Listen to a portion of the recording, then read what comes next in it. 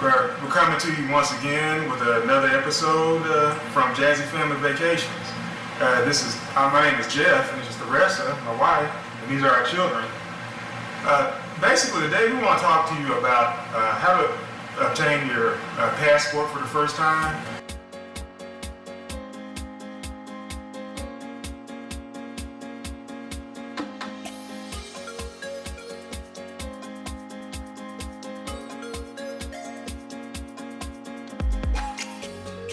If you like the information that you heard today, just please hit the like button, and don't forget to subscribe because we're adding new content all the time. Basically, today we want to talk to you about how to obtain your passport for the first time. And this topic in particular applies to U.S. citizens only. They're trying to apply for a passport for the first time. We're in the middle of planning a family cruise in the upcoming months, and basically we had two family members, actually my aunt and uncle, that ran into some minor issues in obtaining their passport. So this is their first time applying, and they actually applied, and they both received similar letters back from the State Department, basically stating that they needed additional information, and in particular they needed their loan form birth certificate. And some of you may or may not be aware, if you were born prior to 1983, more than likely the official birth certificate that was submitted to you was a short form birth certificate, or also known as an abstract birth certificate, that may have limited information. And so because of that, the State Department is requesting a long form birth certificate. So they actually, we're here in Texas, and you could potentially get your birth certificate either through the county that you were born in, or through the state capitol at the I believe it's Health and Human Services, the Vital Statistic Records Office.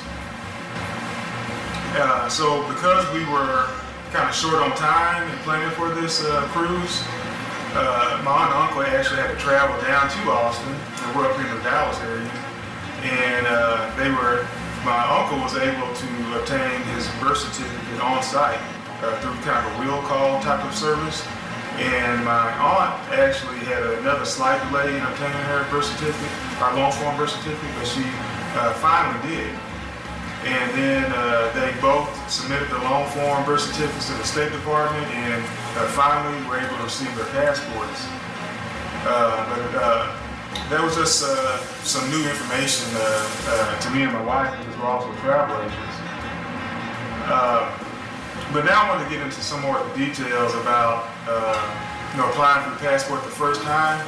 If you are an adult over the age of 16, you're going to use what's called a Form DS-11, and you can fill that paperwork out and apply through what's called an acceptance facility. And that acceptance facility is usually like your United States Post Office or your local county clerk. And most of these facilities will also take your passport photo for you for a small additional nominal fee. So for adults, the initial application fee is $110, and then you also pay an additional $35 to the acceptance facility. And for children under the age of 16, you pay $80 and also that $35 acceptance fee. And a child's passport is only good for 5 years. So every 5 years it has to be renewed, or it has to be redone again. So I don't actually have a renewal application. So you have to submit their birth certificate along with the DS-11 form each time every 5 years. For an adult, their passport is good every 10 years. And so initially, like I stated before, they also fill out this DS-11 form, but the renewal form is called DS-82. And you fill that out each subsequent time, and you no longer would have to go to the acceptance facility. You just submit an updated passport photo and the application fee of $110 again. and the form, and you submit that by mail. Also wanted to note that you need to allow adequate time for your passport to be processed. The standard time used to be 4 to 6 weeks, I believe, but it was just increased recently from 6 to 8 weeks for processing your passport. But you still also have the ability to pay an additional fee to have it expedited. I guess some other things to notate is, I guess in particular when applying for children, like for our infant here, he just recently got his passport, and he doesn't necessarily have to be awake. I guess it's ideal for him to have his eyes open, but he doesn't necessarily have to be awake as long as he has that kind of white background. And also, I guess for children, Mom, I think you were mentioning that I guess both adults have to be present, or if one, both parents have to be present. But if one parent is not able to be present, they can fill out an additional section in the passport documentation and have it notarized. And I believe that provides some additional copies or something of their driver's license or something of that nature. So the adult that's applying can provide it to the acceptance facility. Does that sound accurate?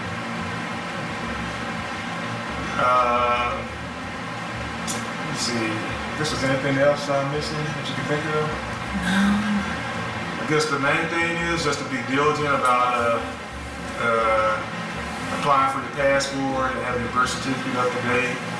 I think another question I was asked, should you get a passport book or passport card? Basically, I highly recommend, and I think we highly recommend a passport book because that could be used worldwide, whereas a passport card, you can just limit it to certain forms of travel, like in the Caribbean and I want to say Bermuda. It's not good for international air travel or anything of that nature. So you can get both though, if you would like, but we highly recommend the book at a minimum. One other small little thing I want to notate too, yes, for adults, the passport is good for 10 years and for children for 5 years, but you also need to allow about a 6-month buffer zone before it expires, because some countries will not allow you to travel there if your passport is expiring within 6 months. And also some cruise lines don't allow that either. Like for example, we're going to be traveling Royal Caribbean, and then the fine print of their documentation, they mentioned you need to have an up-to-date passport that's not expiring in 6 months. So that's just another good rule of thumb to keep in mind. But if you have any other questions, just please comment below. We'll also add some links to like travel.state.gov or some other pertinent information. And we're just geared toward family travel, especially larger families and group travel. Is there anything else you want to add? And just click the bell so every time that we upload a video, you'll be the first one to see our content. And last but not least, make sure you share the video to everyone you know. To your friends and family members. And comment down below if you like the video, get those thumbs up. Comment down what else we should do. Okay, we'll see you next time.